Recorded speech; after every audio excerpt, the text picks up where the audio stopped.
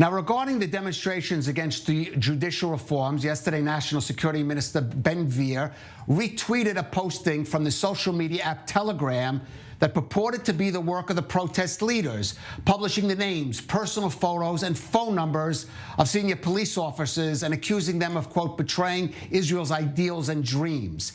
Now, Ben-Gvir wrote in his post that the, quote, opponents of the reform are crossing another red and dangerous line. They are trying to threaten police officers, prevent them from doing their jobs, a serious and dangerous line aimed at harassing and hurting the police officers and their families. But protest leaders responded they had nothing to do with publishing that information. And the Israel police later announced that the material retweeted by Ben-Gvir was likely the work of a foreign power conducting a disinformation campaign looking to sow social discord in Israel.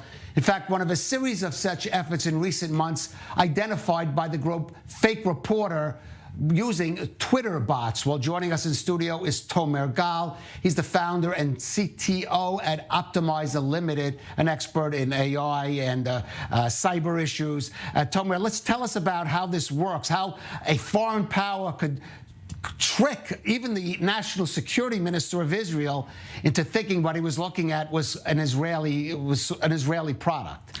This is actually very interesting because in this case, it was not so hard to trick him because I don't think he made the necessary checks before he published this news, and maybe even made it worse because he didn't delete his tweet afterwards. So his tweet gained a lot of publicity on this aspect.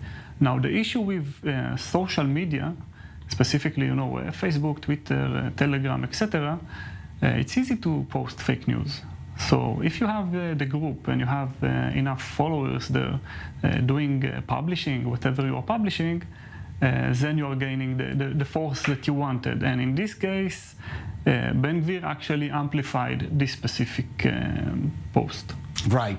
Now, I should mention one of the tip-offs was the Hebrew used in, they had the actual photos of police officers, which were obviously hacked, personal photos, phone numbers of police officers, but the Hebrew used was not the work of a native Hebrew speaker. Presumably, we're talking about country, potentially Iran, the most likely suspect, or groups associated with Iran. Tell us about how often, frequently, they're using this kind of disinformation campaign. Primarily, either Telegram or Twitter seems to be their main medium.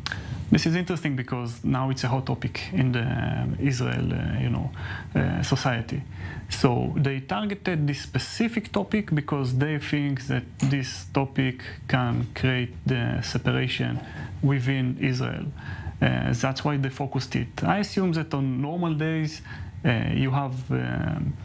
you cannot find such things that really can separate our society. Right, that create discord.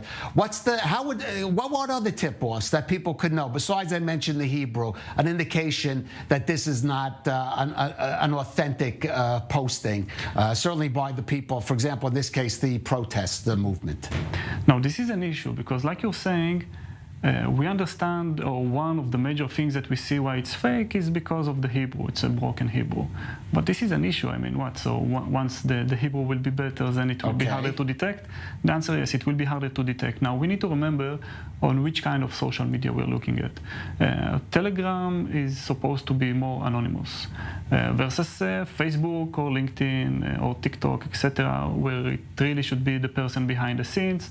And usually this media is also, they always check, they have their mechanism to try to detect these fake accounts, especially, not only in this case, before you have elections. Yes, it's a much bigger power, and they need to assist. It's not only the government. Right.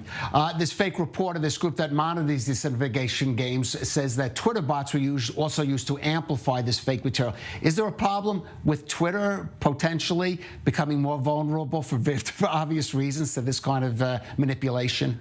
I think Twitter is generally more vulnerable. I think Twitter is much more flooded with bots versus other social medias like Facebook.